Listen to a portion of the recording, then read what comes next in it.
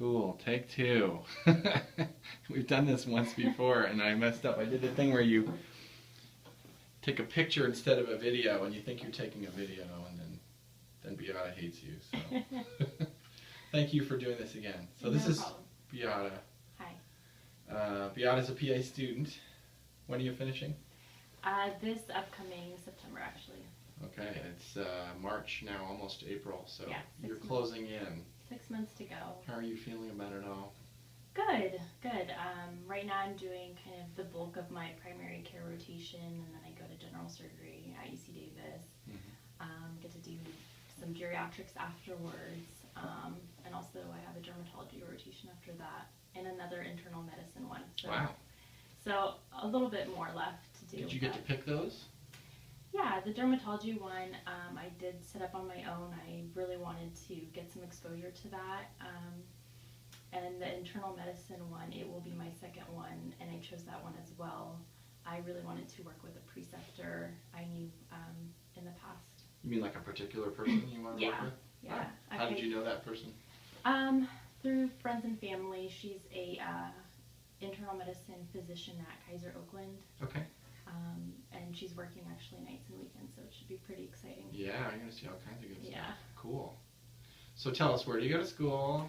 UC Davis. It's their joint PA-NP program. Go Aggies. Yeah. I started in 2013, and it's a 27-month program. And I actually went to UC Davis as an undergrad as well. So now, the 27-month program culminates in a master's degree. Is that right? It does. We're the first class to actually to be a master's degree class versus the certificate program, which it was prior. So the program has gone through a lot of changes in that regard, and we also have a master's thesis that we've all been working on pretty much since the beginning of our program, but more so in the past year. What's your thesis on? It's on melanoma. Wow. Yeah. Okay. So your derm rotation's perfect. Yeah. There's different groups, but basically ours is more focused on developing best practice guidelines based on evidence and other things. So that's kind of what I'm working on. How big is your review of lit? Right now it's 27 pages. Okay. Yeah, which is kind of what it's supposed to be at the end. Yeah, but I've learned a lot throughout the process. Imagine you've done a lot of reading about melanoma. Yes. Will you teach me some before you leave? I will. And mine particularly focuses on screening for melanoma in the primary care setting. Right now there's no guidelines for it. Maybe there will be in the future, but... Okay. Awesome. So, as I think I explained to you the first time we did this, most of the folks watching this video are interested in becoming a PA, or at least investigating it. Yeah. And they love to hear what it's about. You know, what's it really like? You know, you read the Bureau of Labor Statistics page and you get a sense for it, but not like when the rubber meets the road. What's it really like? So, what's it been like for you? I've gotten a wide variety of experiences. I can't say every even clinical rotation has been the same, so I've had exposure mostly to a lot of physicians, not as many PAs that I probably would have liked to. I'm really happy right now I get to actually have a PA as a preceptor. So Here, you mean? Here. You're working with my coworker Amber, who's awesome. Yeah. Yeah, she's amazing. And I also have the pleasure to work with Paul and other PAs that are working here as well. It's a very PA-centered place. But it's not the case with other health centers and hospitals as well. From kind of the exposure I've had, I think it's great. I think it really depends on the place you're at, kind of the roles. And it's a personal choice to kind of where you want to, the level at, the scope of practice you want to ultimately have as a physician. You'd rather some places let you do more and want you to do more, and other places not so much. It just depends. Exactly. And I think there's PAs that work at the top of their scope of practice, and some a little bit lower. And but you're practicing medicine ultimately. You know, seeing patients, writing prescriptions, making diagnoses, referrals. I think the primary care care setting is where you get a lot of that. You really get to practice medicine probably more at the top of your scope of practice than depending on who your supervising physician is. Compared to? Compared to maybe a hospital or surgery kind of based job. Depending on where you work, there's also administrative responsibilities. Some people will choose to have take more on that. There's opportunities to do research, especially if you work at like a larger kind of research-based institution. So it kind of just depends on where you want to take your career. Yeah. I don't know about you, I felt like I saw more. I saw a lot of pretty amazing medicine in the hospital setting as a PA student, but the rotations, I didn't feel like I was able to do maybe as much as I wanted. And, you know, part of that's probably because you're not there for a super long time, you know, it goes pretty quickly. So, where do you want to end up eventually? Do you know what you want to do as a specialty? I have a couple of ideas. I won't tell. It's not primary care. No, I'll say Amber, she really loves primary care. I'm definitely considering primary care as an option. I always have. I'm huge on preventative health care, and that was kind of what brought me to, you know, apply to PA school, become a PA. I really enjoy that aspect of it, and counseling others, doing a lot of health education, you know, talking to patients. But I've also kind of become more interested in, you know, specialized surgery and dermatology. I've always had a strong passion for women's health, and that's kind of where I come from. I worked as a medical assistant at a women's community clinic, and have had a lot of great exposure there. How long did you do that for? I did that for about 2 years after graduating from UC Davis as an undergrad. And what was your major? Nutrition science with a biochemistry emphasis. Okay. Yeah. All right. So you had a mix of the hard and the soft science there. Yeah. Cool. And it was great because a lot of the classes were pre-PA, pre-med, so they got to count as prerequisites. Okay. How about the academic part of PA school? How's that been for you? I mean, obviously you're a strong student, but people, you know, they want to know what it's like. It's very rigorous and fast, and you have to have a lot of self-discipline to study every day, because once it starts, and we started in June of 2013 up until August of that next year. It was pretty much our didactic year, and it goes by pretty fast, and it's system-based.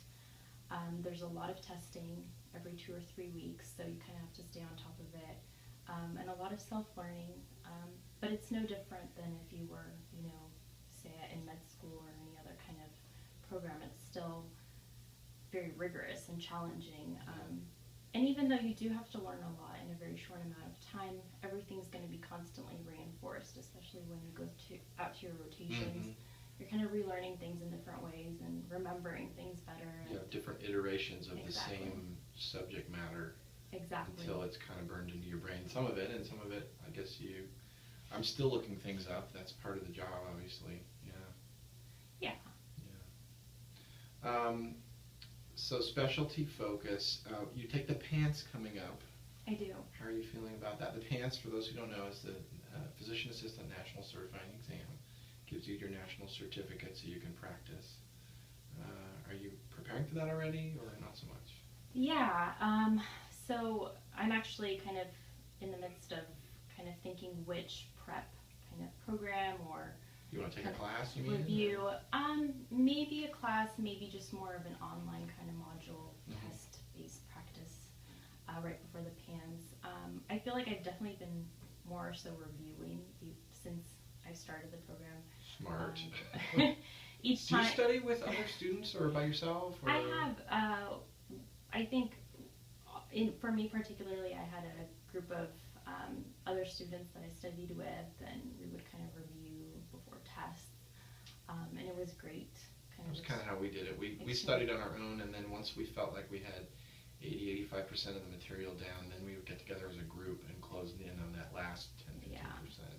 It's very helpful because it's a great reminder. Oh, I didn't review this. Oh, this is a great way of looking at it. So, and it's nice to find people of different backgrounds. I actually have a friend who, she has a master's in physiology, and so she provided great insight on, you know, that aspect. So it was wonderful. And, so I would highly recommend it to have a study group, as well as study on your own. Now, I noticed when I was in PA school, there seemed to be, and I went to UC Davis, but it was the School of Medicine, and it didn't lead to a master's degree, and now it's the School of Nursing, and it does, so some pluses and minuses, but I noticed there were similarities between the students in terms of personality. I don't know if that's been your experience. What are the people in your class like, if you could sum them up? I mean, is there it's obviously different people, but... You can't sum it up. Everybody's so different. Okay. But I do find myself, each time we get together as a class for our in-class weeks, I feel like I'm just laughing all the time. And you enjoy it. It's enjoyable to kind of see people, maybe not so much, you know, in-class time, but just to see people and catch up. It's a very diverse group of people. Everybody I feel like has a different story and a different array of experiences. My experience was that people came from a lot of different areas of medicine, you know, the different things they had done to get there, but in their personalities, they all tended to be fairly outgoing, not over the top, I didn't feel like they were super narcissistic and competitive. I don't know what your experience is there. Felt like we all meshed really well. Do you have some personalities that kind of took over the room? Or? No, I think everybody, I think we mesh well. And I feel like every class is different. We got an opportunity to meet the class behind us. Does it feel like more it's hard to collaborative or competitive? Or? Oh, definitely it's collaborative. We did a lot of group work, especially our first didactic year, and I thought it was great. I got to learn from other people, and especially if you get a good group of people, I think it's great to exchange ideas. Okay. I wouldn't say everybody's super outgoing, I think, and I'm more on the shy side too, but it's a good mixture. Okay. How about skills tests? Can you say a little bit about that? Do you guys do OSCEs now? We do. We still do. OSCE is an objective clinical skills examination. It's basically do you do on paper or with patients? We do both. We do the written ones, and we've been doing more of those in the past several months. Okay. And then we also do them live, and it's usually with standardized patients. Okay. So a written OSCE is where they give you a patient on paper and they have you walk through your clinical decision making and what you would do, what the diagnosis is.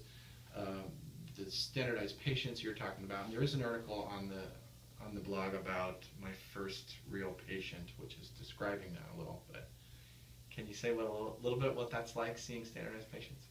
I think in the beginning it's a little bit nerve-wracking, because maybe your kind of first real experience, and obviously it's a scenario. These are people that are actually hired by the school to be patients, and they have a script. They're acting. They have a script, and they're more so following it. Some people do a great job, and some are told to be a little bit more challenging of patients and get upset. We felt like some of them were really nice, and some of them were just crushing our souls. Yeah. No, exactly. I think I always enjoyed the experience. I thought it was, you got to learn a lot from it. And a lot of them were recorded, so you were able to see it afterwards, kind of watch yourself, which isn't always so fun. Did you learn from that? I did, but it was kind of hard to watch yourself after, going through it as well. But it's a good learning tool. I think one of the most challenging ones for me was the one with, it was a psych case. And we actually had our professor, who was a psychiatrist, actually watch through the window as well. So there's that added component of stress.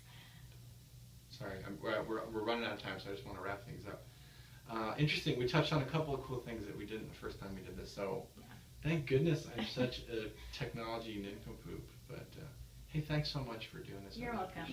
Good luck to you. Thank you.